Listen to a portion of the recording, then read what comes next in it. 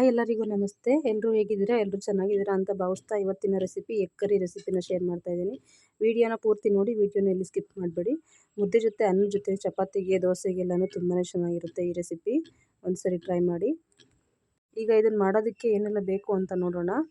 ನಾನಿಲ್ಲಿ ಒಂದು 8 ಮೊಟ್ಟೆಯನ್ನು ಚೆನ್ನಾಗಿ ಬೇಯಿಸಿ ಇಟ್ಕೊಂಡಿದ್ದೀನಿ. ಇದನ್ನು ಸಿಪ್ಪೆ ತೆಗೆದು ಇಟ್ಕೊತೀನಿ. ಈಗ ಒಂದು ಮಿಕ್ಸಿ ಜಾರ್ ತೊಗೊಂಡು ಮಿಕ್ಸಿ ಜಾರ್ಗೆ ನೋಡಿ ಕೊತ್ತಂಬರಿ, ಪುದೀನ, ಹಾಗೆ ಈರುಳ್ಳಿ, ಬೆಳ್ಳುಳ್ಳಿ, ಶುಂಠಿ ಇಷ್ಟನ್ನು ಕೂಡ ರುಬ್ಕೋಬೇಕು. ಇದಕ್ಕೆ ಸ್ವಲ್ಪ ನೀರು ಹಾಕ್ಕೊಂಡು ರುಬ್ಕೊಬಂದಿದ್ದೀನಿ. ಈಗ ಅದೇ ಮಿಕ್ಸಿ ಜಾರ್ ತೊಗೊಂಡು ಟೊಮೊಟೊ ಹಾಕೋತಾ ಇದ್ದೀನಿ. ಟೊಮೊಟೊನ ಸಣ್ಣದಾಗಿ ಕಟ್ ಮಾಡಿ ಹಾಕೋತಾ ಇದ್ದೀನಿ.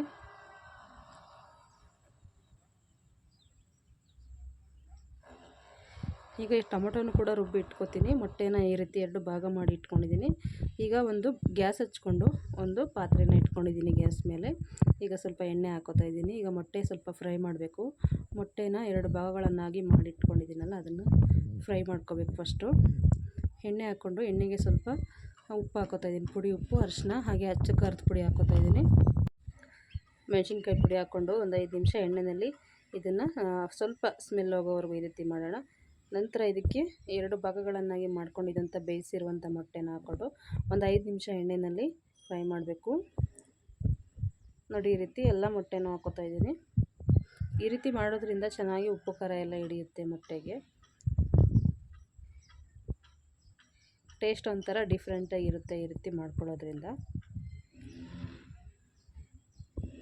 ಸ್ವಲ್ಪ ನಿಧಾನಕ್ಕೆ ಇದನ್ನು ಮಿಕ್ಸ್ ಮಾಡ್ಕೋಬೇಕು, ಯಾಕಂದರೆ ಭಂಡಾರ ಎಲ್ಲ ಕಲಿಸ್ಕೊಳ್ಳುತ್ತೆ ಅದರಿಂದ. ಈಗ ಇದನ್ನೆಲ್ಲ ತೆಗ್ದಿದ್ದೀನಿ. ಒಂದು 5 ನಿಮಿಷ ಈ ರೀತಿ ಎಣ್ಣೆಯಲ್ಲಿ ಬಿಟ್ಟು ಎಲ್ಲವನ್ನು ತೆಗೆದು ಇಟ್ಕೊತಾ ಇದ್ದೀನಿ.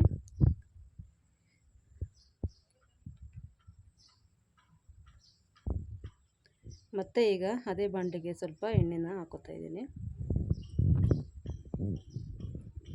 ಮೊದಲೇ ಎಣ್ಣೆ ಹಾಕ್ಕೊಂಡಿರೋದ್ರಿಂದ ಎಣ್ಣೆನ ನೋಡ್ಕೊಂಡು ಹಾಕೋಬೇಕು.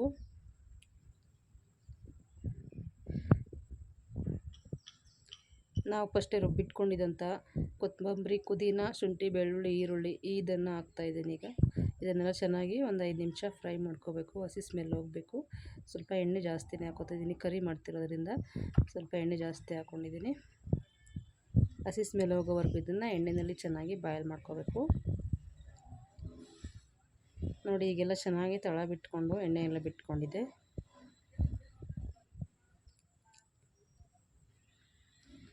ಒಂದು 5 ನಿಮಿಷ ಚೆನ್ನಾಗಿ ಇದು ನೀರಿನ ಅಂಶ ಎಲ್ಲ ಹೋಗೋವರೆಗೂ ಚೆನ್ನಾಗಿ ಫ್ರೈ ಮಾಡ್ತಾನೆ ಇರಬೇಕು. ಈಗ ಟೊಮೊಟೊ ರುಬ್ಕೊಂಡಿದ್ನಲ್ಲ, ಆ ಟೊಮೊಟೊನ ಹಾಕ್ತಾಯಿದ್ದೀನಿ. ಎಷ್ಟು ಟೊಮೊಟೊ ಬೇಕಾದರೂ ತೊಗೋಬೋದು, ನಿಮಗೆ ಎಷ್ಟು ಬೇಕು ಅಷ್ಟು ತೊಗೋಬೋದು. ಈಗ ಅರಿಶಿನ ಪುಡಿ, ಸ್ವಲ್ಪ ಅರಿಶಿನ ಪುಡಿ ಹಾಕ್ತಾಯಿದ್ದೀನಿ.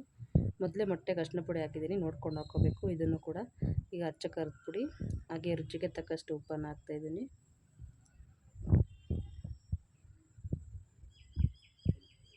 ಮತ್ತು ಧನಿಯಾ ಪೌಡರು, ಮನೇಲಿ ಮಾಡಿಸ್ಕೊಂಡಿದ್ದ ಧನಿಯಾ ಪೌಡರು, ಗರಂ ಮಸಾಲ ಒಂದು ಅರ್ಧ ಚಮಚ ಹಾಕಿ ಚೆನ್ನಾಗಿ ಎಲ್ಲವನ್ನು ಮಿಕ್ಸ್ ಮಾಡೋಣ.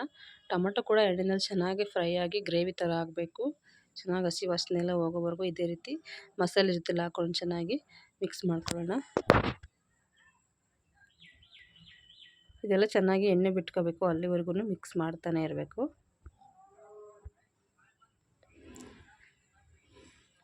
ಈಗ ನೋಡಿ, ಸ್ವಲ್ಪ ನೀರನ್ನು ಹಾಕ್ಕೋತಾ ಇದ್ದೀನಿ. ಮಿಕ್ಸಿ ಜಾರನ್ನು ತೊಳೆದು ಸ್ವಲ್ಪ ಗಟ್ಟಿಯಾಗಿ ಮಾಡ್ಕೋತಾ ಇದ್ದೀವಿ ನಾವು ಎಗ್ ಕರಿನ, ಅದರಿಂದ ನಮ್ಗೆ ಎಷ್ಟು ಬೇಕೋ ಅಷ್ಟು ನೀರನ್ನು ಹಾಕೋಬೇಕು. ಆದಷ್ಟು ಗಟ್ಟಿ ಇದ್ರೇ ಚೆನ್ನಾಗಿರೋದು. ಈಗ ಇದನ್ನು ಕುದಿಯೋಕ್ಕೆ ಬಿಡೋಣ.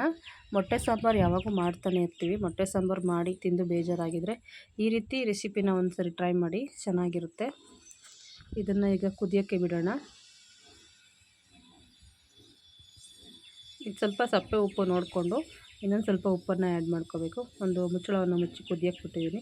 ಚೆನ್ನಾಗಿ ಕುದ್ದೆಲ್ಲ ಎಣ್ಣೆ ಬಿಟ್ಕೊಂಡಿದೆ. ಈಗ ನಾವು ಮೊದಲೇ ಫ್ರೈ ಮಾಡ್ಕೊಂಡಿದ್ದಂಥ ಮೊಟ್ಟೆನೆಲ್ಲನೂ ಎಲ್ಲವನ್ನು ಹಾಕ್ತಾಯಿದ್ದೇನೆ. ಎಲ್ಲ ಮೊಟ್ಟೆಗಳನ್ನು ಕೂಡ ಹಾಕ್ತಾಯಿದ್ದೇನೆ. ಈಗ ಎಷ್ಟು ಗಟ್ಟಿ ಬೇಕು, ಎಷ್ಟು ತೆಳ್ಳಗೆ ಬೇಕೋ ಆ ರೀತಿ ಮಾಡ್ಕೋಬೋದು. ತುಂಬಾ ಚೆನ್ನಾಗಿರುತ್ತೆ. ಒಂದು ಸರಿ ಇದನ್ನು ಟ್ರೈ ಮಾಡಿ. ಎಣ್ಣೆಯಲ್ಲಿ ಖಾರದ ಪುಡಿನಲ್ಲಿ ಚೆನ್ನಾಗಿ ಫ್ರೈ ಮಾಡ್ಕೊಂಡಿದ್ದಂಥ ಮೊಟ್ಟೆಗಳನ್ನೆಲ್ಲ ಹಾಕ್ಕೊಂಡಾಗಿದೆ. ಈಗ ಇದಕ್ಕೆ ಲಾಸ್ಟಲ್ಲಿ ಕೊತ್ತಂಬರಿ ಸೊಪ್ಪನ್ನು ಹಾಕ್ಕೋತಾ ಇದ್ದೀನಿ. ಕೊತ್ತಂಬರಿ ಸೊಪ್ಪು ಮೊದಲೇ ಸ್ವಲ್ಪ ರುಬ್ಕೊಂಡು ಹಾಕ್ಕೊಂಡಿರೋದ್ರಿಂದ ಸ್ವಲ್ಪ ಹಾಕ್ಕೋತಾ ಇದ್ದೀನಿ ಮೇಲೆ. ನೋಡಿದ್ರಲ್ವ ಫ್ರೆಂಡ್ಸ್ ಯಾವ ರೀತಿ ಎಗ್ ಕರಿಯನ್ನು ಮಾಡೋದು ಅಂತ. ಯಾರಿಗೆಲ್ಲ ಈ ರೆಸಿಪಿ ಇಷ್ಟ ಆಯಿತು ಪ್ಲೀಸ್ ಲೈಕ್ ಮಾಡಿ, ಶೇರ್ ಮಾಡಿ, ಕಮೆಂಟ್ ಮಾಡಿ. ಯಾರೆಲ್ಲ ನನ್ನ ಚಾನಲ್ನ ಸಬ್ಸ್ಕ್ರೈಬ್ ಮಾಡ್ಕೊಂಡಿಲ್ಲ ಸಬ್ಸ್ಕ್ರೈಬ್ ಮಾಡ್ಕೊಳ್ಳಿ, ಹೊಸಬ್ರಿಗೂ ಸಪೋರ್ಟ್ ಮಾಡಿ. ಇದೇ ರೀತಿ ಹೆಚ್ಚಿನ ವೀಡಿಯೋಗಳಿಗಾಗಿ ನಮ್ಮ ಚಾನಲನ್ನು ಸಬ್ಸ್ಕ್ರೈಬ್ ಮಾಡ್ಕೊಂಡು ನೋಡಿ ಪೂರ್ತಿ. ಬೆಲ್ಲೈಕನ್ ಕೂಡ ಪ್ರೆಸ್ ಮಾಡ್ಕೊಳ್ಳಿ, ಯಾಕಂದರೆ ನೋಟಿಫಿಕೇಷನ್ ಎಲ್ಲ ಬರುತ್ತೆ. ಅದರಿಂದ ನಾವು ಹೊಸ ವೀಡಿಯೋ ಎಲ್ಲ ರೀಚ್ ಆಗಬೇಕು ಅಂದರೆ ಬೆಲ್ಲೈಕನ್ ಪ್ರೆಸ್ ಮಾಡ್ಕೊಳ್ಳಿ. Bye friends.